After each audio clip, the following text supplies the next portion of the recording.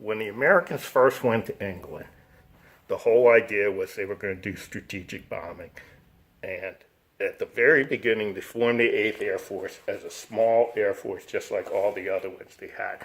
The way the Army Air Force is organized is there was a command level overseas called the numbered air forces. 4 were in the United States, came out of the old districts in the United States. The 5th was in the Philippines, which was one of our first defenses. The 6th was in the Canal Zone again, where we were going to need a defense. The 7th was in Hawaii, where we were going to need defense. And the 8th was our first venture, basically offensively, and it was in England. This has the wings going out, which was the original style. And a lot of the local manufacturers were on the felt and had the wings out. Later, the wings would curve around the 8. But this is an original piece in itself. A lot of more particular, his flight wings have the globe in the middle, which is a navigator. Oh. Okay. A lot of the more particular, not a lot, that's the exact opposite of what I said. Some of the more fashion conscious, not really the right word, officers would get the gold braided insignia instead of the metal or the sterling silver. And that's what this is. This is all gold braided insignia. This is lieutenant bars. It's hard to tell if these are silver or gold. So it's hard to tell if it's first or second lieutenant, but this would have been early on. This is a glider patch. So this is from the airborne gliders. This was normally worn here on the sleeve, and it's a specialty patch. It's kind of the Air Force's version of what the Navy would do in their rank insignias. And this is a photographer's patch, an aerial photographer. That's the camera with the baffles. This is technically on the other side, but this is his European theater, the greens indicating Europe. And he's got 5 campaign stars on it, which is probably the Belgian campaign. One could be the air offensive over Europe, but there are different battles within the theater. So this indicates he was over there for a while. So do these. These are service bars, and I think these are 6 months each overseas. So you got 5 of them. So that's 2.5 years.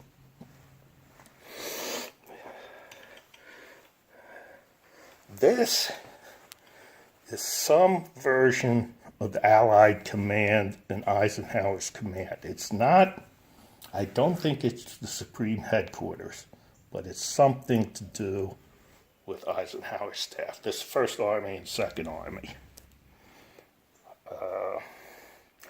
This one, I don't really know. This is an Army division. Here's Eisenhower's chef command. This is the Supreme Headquarters Europe that Eisenhower was in charge of.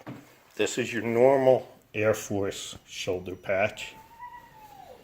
This is very interesting because here you have another embroidered one, but the XI is 9th, and this represents an airfield, and this is the 9th Air Force Field Engineers. The 9th Air Force joined the 8th. They moved from the desert to Europe, and then they went on the continent, so they built a lot of temporary airfields on the continent. And that's what these guys were.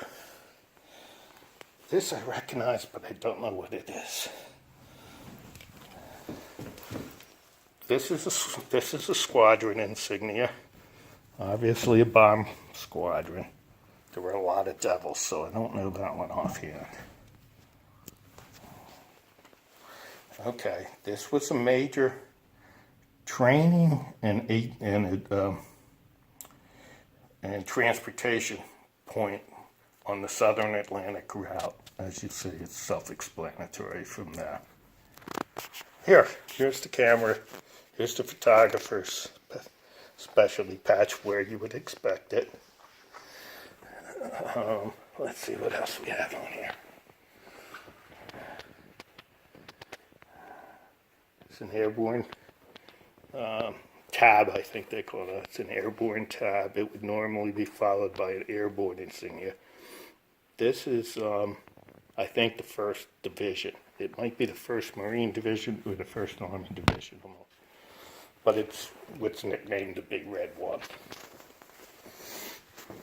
All these triangular shape with the treads in the middle were the different armor divisions. This, I know, is a 91st Bomb Group Squadron insignia. I don't know which one, but it has B-17 wings in it.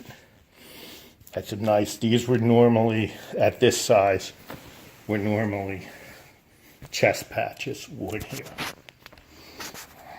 There's another, here's, this is a great example. Here's your local produced early 8th Air Force. Here's your standard 8th Air Force. Although this one looks like it's still felt too. So that was probably still locally made. But you notice how the wings are now up. This is another Eisenhower. This is interesting. These would be worn by manufacturers' reps, especially overseas. And they were technical consultants, technical rep is what it's saying. So let's say North American Aviation or Lockheed or Boeing had an in-place rep with one of the major depots overseas, they would wear this. There were correspondent ones that looked very similar. This is another squadron patch.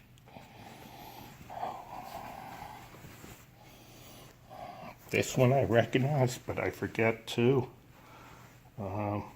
This may be logistics because there was a support patch that had that similar design. That I think we did already with the devil. There's, wait, on the front, on the left, the blue. Bugs. Okay. The major studios did a lot of the squadron level designs. And there's another large format squadron insignia. I think this is from the 303rd Bomb Group, one of its squadrons, which the 303rd is actually a very early one of the what they call the pioneer B-17 groups. There were like 6 of them.